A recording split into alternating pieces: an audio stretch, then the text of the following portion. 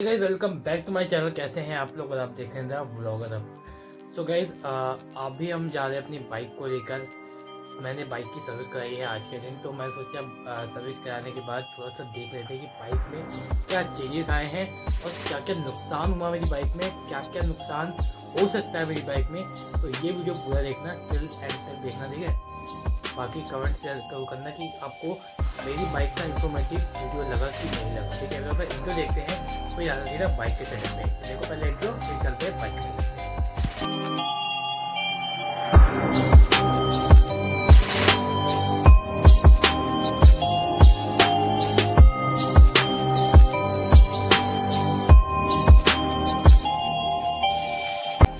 तो गाइस देख सकते हैं अपनी बाइक ये रही।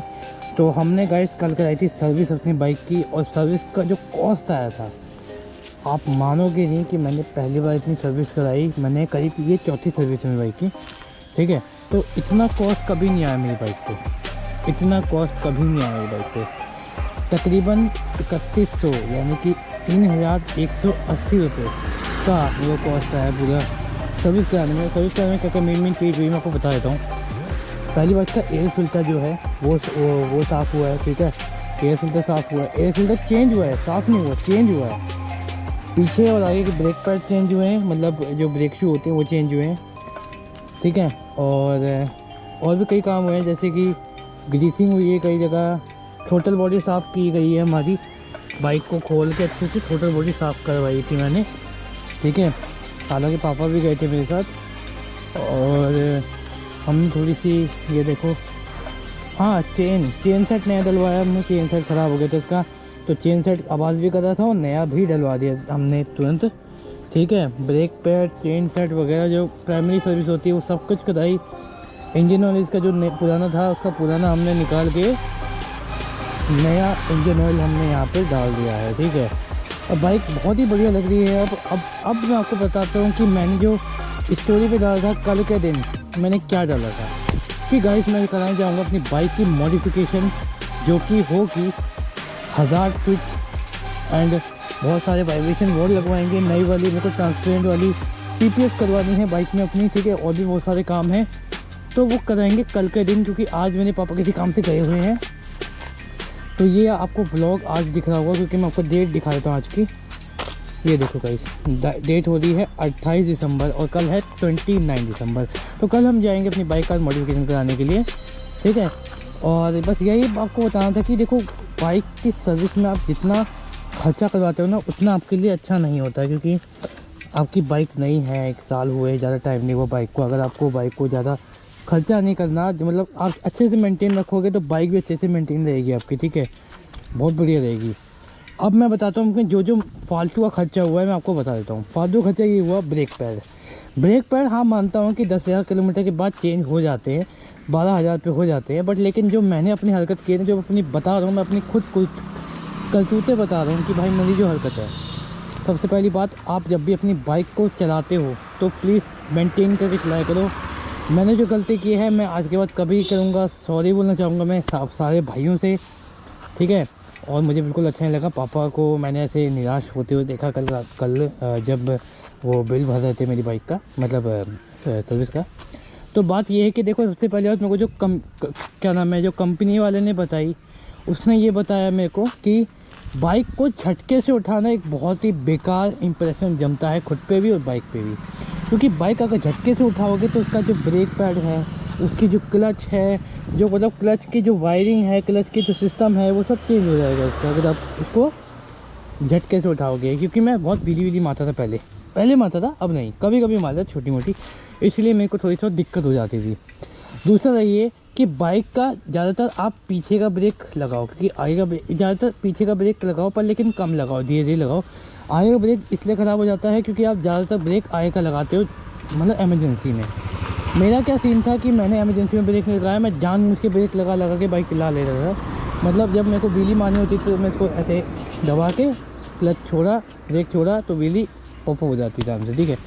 और दूसरा मेन पॉइंट ये है कि अपनी बाइक को जितना आप साफ़ रखोगे, जितना मेंटेन रखोगे, उतना आपकी बाइक आपका साथ देगी। अब मैं आपको हीरो के बारे में बताता हूँ। हीरो मोटोकॉर्प आपको 5 साल तक की वारंटी देती है अपनी बाइक पे, है ना। तो मेरे मेरे जो कंज्यूमर, जैसे कि मैं कस्टमर हूँ, मैंने डीलर से बाइक ले ली है, ठीक है। तो मैं आपको रिव्यू बता देता हूँ बाइक का। देखो, इस बाइक में ना कोई खर्चा नहीं होगा अगर आप अच्छे से मेंटेन रखोगे तो। सिर्फ माइनर खर्चा होता है सिर्फ इंजन ऑयल का और आपका एयर फिल्टर साफ़ कराने का, और टोटल बॉडी तो आप कभी भी करा सकते हो 10-12 हज़ार किलोमीटर के बाद, ठीक है। और आपको मैं एक मेन पॉइंट और बता देता हूँ कि बाइक में ना जितना से आप कम खर्चा करोगे उतना बढ़िया बाइक चलेगी, ठीक है। अब जो मैं अपना मॉडिफिकेशन का आपको बता रहा हूँ पार्ट, जो मॉडिफिकेशन में कराने वाला हूँ,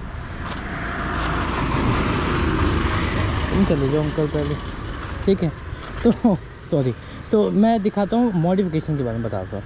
तो मॉडिफिकेशन मेरे को क्या क्या मेन करानी, क्योंकि आपको पता है सर्दियाँ हैं, फॉग आना शुरू हो गया है और दिल्ली में बहुत ज़्यादा फॉग आ चुका है, ठीक है।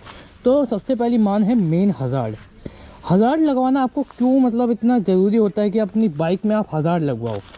क्योंकि गाइस हज़ार्ड इसलिए ज़रूरी होता है बिकॉज मैं मारता हूँ लंबी राइड, मतलब इतनी लंबी नहीं मारता कि मैं जयपुर चला गया, आगरा चला गया।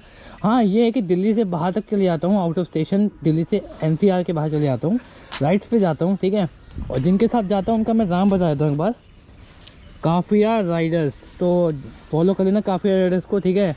यहाँ पे आपको उनका आइडिया आ रहा होगा, तो फॉलो कर लेना भाई को और ज्वाइन भी कर लेना अगर आपको मेरे साथ राइड करनी है तो, ठीक है। तो मैं बताता हूँ, देखो हज़ार्ड क्यों हमें इतना ज़रूरी होता है अपनी बाइक में लगवाने के लिए। हज़ार्ड में क्या है, आप अगर हज़ार्ड लगा के बाइक चलाते हो तो फॉग में सबसे ज़्यादा काम आता है हज़ार्ड में। आपको बता देता हूँ, कुछ कंपनियाँ आजकल की नई टेक्नोलॉजी है, जैसे यामाहा वगैरह हो गई, फिर यामाहा हो गई या फिर TVS हो गई, तो वो कंपनी में इनबिल्ड आपको लगा के दे दी है हज़ार्ड सिस्टम, ठीक है। और मैं बताता हूँ हज़ार्ड का मेन पर्पस ये होता है, अगर पीछे से कोई गाड़ी आ रही है या फिर आगे कोई गाड़ी जा रही है या फिर सामने से कोई गाड़ी आ रही है, तो फॉग में ये दिखाई देता है कि आगे कोई व्हीकल ड्राइव कर रहा है या फिर राइड कर रहा है, ठीक है। तो मेन पर्सन ये हो गया आपका हज़ार्ड लगाने का। जो दूसरा मेन पॉइंट ये है कि मैं यहाँ पर लगाने वाला हूँ एक वाइब्रेशन रॉड क्यों ज़रूरी है मैं बताता हूँ। मैं आपको दिखा देता हूँ एक बार, स्टार्ट की तो ये आवाज़ आ गया आपको, जैसे ये आवाज़ आ रही वाइब्रेशन। तो जितना बाइक में वाइब्रेशन रहेगी ना उतना टॉर्क कम रहेगा बाइक में, सही बताऊँ तो मैं, ठीक है। तो भाई वाइब्रेशन कम करने के लिए वहाँ पे वाइब्रेशन रॉड लगाई जाती है, जो कि मैं लगवाऊंगा, ठीक है। बाकी आने वाले इस सालों में, मतलब मैं जनवरी के बाद में अगले साल में दिन ही कितने बजे हैं, अगले साल में मैं यहाँ लगाऊंगा फॉग लाइट, एक इधर एक इधर। यहाँ पे 2 जगह फॉग लाइट लगाना ज़रूरी है, क्योंकि फॉग लाइट भी एक हज़ार्ड का काम तो कर ही रहा है, हज़ार्ड अपना काम कर रहा है, पर फॉग लाइट भी अपना काम करेगा। तो बस यही आपको बताना था कि सर्विस के बाद मेरी बाइक का क्या रिव्यू रहता है, कि आप सर्विस कराने के बाद अपनी बाइक को कैसे चला सकते हो। तो अभी मैं आपको बाइक चला के दिखाता हूँ, ठीक है। तो गाइस मैं बाइक में बैठ चुका हूँ, बाइक का इग्निशन ऑन करता हूँ, ठीक है।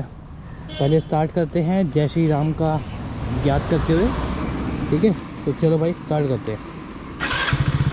तो पहले स्टार्ट हो चुकी है अपनी बाइक, और पीछे देख के आराम से दिखा लेंगे।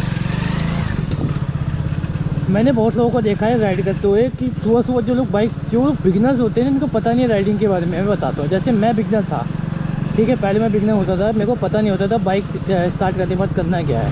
तो मैं बताता हूँ, बाइक करते करते लोग पता क्या करते थे, सुबह स्टार्ट करी boom boom full throttle, neutral में थ्रॉटल देते थे ताकि वार्म अप हो जाए बाइक। हाँ मानता हूँ भाई, बाइक वार्म अप होने में थोड़ा टाइम लगाती है, बट लेकिन भाई तुम ऐसे फुल थ्रॉटल दोगे। अब मैं आपको एक फैक्ट समझाता हूँ, अगर तुम सो रहे हो, ठीक है, और सोते सोते तुम्हें कोई अचानक से उड़ा के दौड़ाने लगे, यानी कि तुम्हें भगाए, तो तुम्हें कैसे लगेगा, तुम दौड़ पाओगे अच्छे से? नहीं दौड़ पाओगे ना।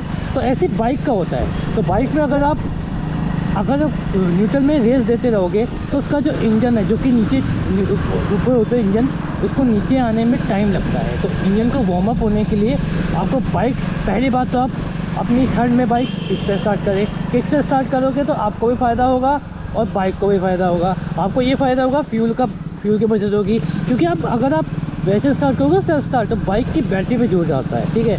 किक से स्टार्ट करोगे कि ठंड का मौसम है तो किक से ही स्टार्ट करनी चाहिए अपनी बाइक को।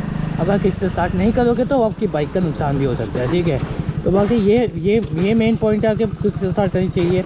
और बाइक किक से स्टार्ट क्यों करनी चाहिए मैं बताता हूँ। किक पे जोर नहीं डलता बैटरी पे, ठीक है। दूसरा ये, जब आप बाइक को स्टार्ट करो तो अपनी बाइक को कम से कम 5 से 6 सेकंड तक आप रोक के रखो कि आपकी बाइक वार्म हो जाए। जैसे कि मैं आपको एक एग्जांपल देता हूँ। मैंने बाइक से उतर गया, ठीक है, बाइक ही खड़ी अपनी, मैं उतर जाता हूँ और गाइस ये देखो मैंने किक से स्टार्ट कर रहा हूँ, ये किक से स्टार्ट हो गई अपनी बाइक। अब जब भी आप सुबह सुबह उठो बाइक अपनी किक से स्टार्ट करो और अपनी पहले तो हाई बीम है तो लो बीम कर लो, लो बीम है तो हाई बीम कर लो, तो लो बीम कर लो, ठीक है। तो किक से स्टार्ट करना इसलिए ज़रूरी है क्योंकि आप अपनी बाइक को वार्म अप कर रहे हो। तो कम से कम 5 से 6 सेकंड अपनी बाइक को गर्म होने दो। लोग पता है क्या करते हैं, मैं पहले बिगनर था, मैंने आपको बताया ना अभी कि मैं पहले क्या करता था, बाइक स्टार्ट होती वो निकल जाता था तेज 20 की स्पीड में, 30 की। ऐसे नहीं करना भाई, 1 किलोमीटर को बाइक को कम से कम 20 की स्पीड में चलाना है। क्योंकि जब तक इंजन अपनी बॉडी में सर्कुलेट करेगा, अपनी जगह पे सर्कुलेट करेगा, ठीक है, यहाँ पे, तो जब तक वो सर्कुलेट करेगा जब तक आप कम से कम 1 किलोमीटर तक 20 की स्पीड में चलाएँ। इसलिए आपके बाइक पे भी फ़ायदा अच्छा होगा और आपको भी फ़ायदा अच्छा होगा। तो ये मेन पार्ट था कि अपनी बाइक को कैसे आप मेंटेन रखें। तो बस यही था आपकी आज की वीडियो में। बाकी कल तो आपको पता ही है मैं जा ही रहा हूँ अपनी बॉडी कराने के लिए। तो अगर आपको हमारी वीडियो अच्छी लगी तो मेरे को लाइक करना, कमेंट करना, हमारी वीडियो को सब्सक्राइब करना एंड फॉलो जरूर करना द व्लॉगर अप को, the signing off vlogger up. Bye guys. अगर वीडियो कमेंट से जरूर बताना और लाइक शेयर कमेंट सब्सक्राइब जरूर करना मेरे चैनल को।